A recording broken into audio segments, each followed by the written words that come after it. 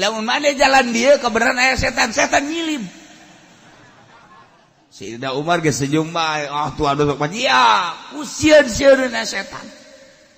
Atuh kapan si eta mah ditutur-tutur. Leuh ka mana ya? Dijaga di dia. Ka mana? Dijaga. Mana di purantengan. Hayo.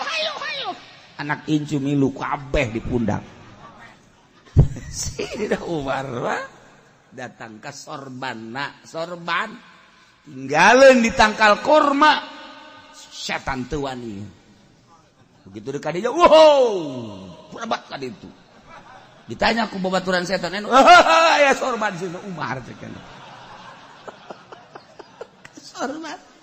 sorban lah dipakai kasihan ku setan ya Allah eta lain lalagaan jelema lain lalagaan atupannya nama lamun keur ngobrolkeun Yahudi ngobrolkeun kafir bahasa Sayyidina Umar dina Bukhari dakni ya Rasulullah serahkeun ka kula ya Rasulullah pokona ku kula geus beheungna dipenggal kos kitu mah asal ngobrol Yahudi we dakni ya Rasul serahkeun ka Umar unggal-unggal aya sabaraha dakni dina Bukhari asal kenyaritakeun musuh Allah musuh Kangjeng Rasulullah langsung dakni ka dieu ka abdi keun kos kitu mah nyingkir tuan nyingkir kayak heula Umar main dani bae Kangjeng Nabi eta kunaon ku harenges-harengesna mentek Al-Faruq Umar Al-Faruq salah satu imah urang geus sisieun kadatangan ku teluh pan teluh teh setan di bawah setan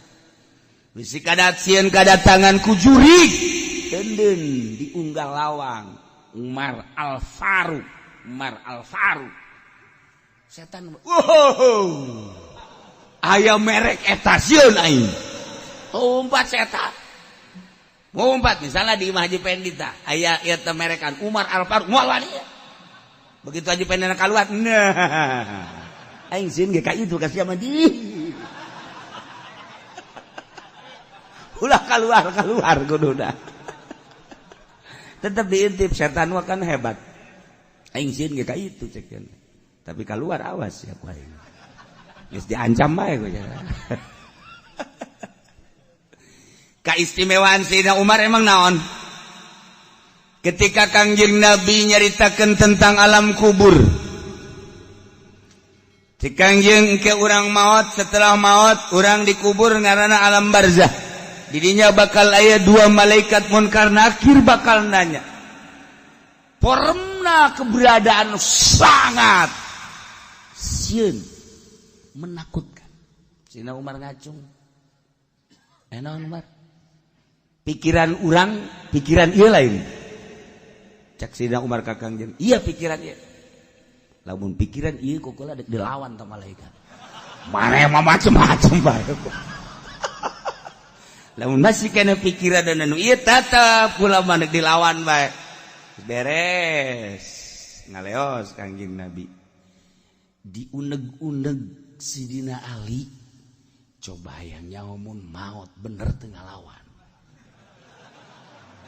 bener henteu eta kan hebat sahabat bakar hari itu maot lah Kangjeng Nabi maot lah Sayyidina Abu Bakar nah ketika maut Sayyidina Umar sesuai jeung wasiat kuburlah didinya di pinggir Sayyidina Abu Bakar ya Kangjeng ieu Sayyidina Abu Bakar Siddiq ieu Sayyidina Umar tak urang adab-adabanana mun zarah teh ngan teu bisa kuari mah miti maju mundur ke belah dieu ke mundur deui antara kitu makomna set ieu Kangjeng Sayyidina Umar Abu Bakar di Sayyidina Umar kududa orang mundur ada badabana mundur dinarian kuari lamun mundur kata kol malah askar orang bisa liwat geus alhamdulillah geus kajen nah Sayyidina Umar maot kuburkeun nu mimpin Sayyidina Ali beres Sayyidina Ali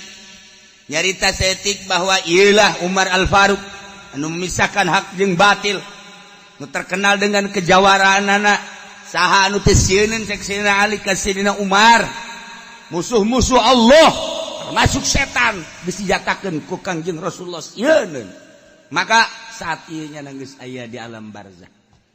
Doakeun ku Sina Ali beres ngadoa bubar kabeh. Sina Ali ge mundur. Begitu mundur menang 40 lengkah ka dinya deui. Aya ngadenge keur jaga. Atuh urang mah sanajan ngadengekeun ge moal kadenge. Hati Sina Ali mah kan masyaallah bisa dibukakeun hijab kan. Suara Sida Umar bisa kadenge. Langsung tiup di Sina kieu. Bener kadang. Begitu ditanya ku malaikat, "Man rabbuka?" Cik Sidina Umar teh, "Pangeran aing Allah." Ai pangeran maneh? Sidina Ali di luhur seserian. Cik Sidina Ali bener ieu cenah. Masya Allah kari. Cek malaikat teh atuh pangeran aing Allah sarua sesama pangeran Allah kok make rupa nu ieu cicing we tah malaikat diteruskan wa man nabiyuka cek malaikat iya digigir tah nabi tah digigir aing ngarendeng ngingeana tah cek nu saurang deui emang ieu saha ieu Umar atuh kunaon ditanya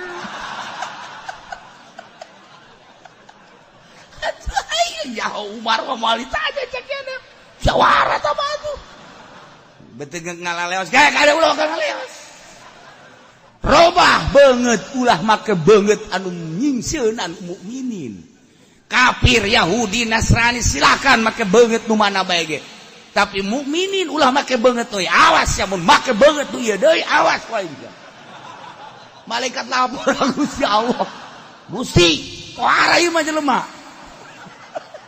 cak Gusti turunkeun beungeut sia rupana. Beres, Sayyidina Ali seserian. Kapangi kan baca seserian Ali, kunaon maneh? Mata daku. Kunaon make seserian? Aduh. Nyata cek teh. Anu baheula waktu dihareupeun Kangjeng Rasul cek kana dek dilawan ku kula, ternyata kabeneran, bener. Ditanya sakumaha tadi tah? Tah kajawaraan Sidina Umar lain keur hirup bae geus maot masih keneh nyana nulungan mukminin.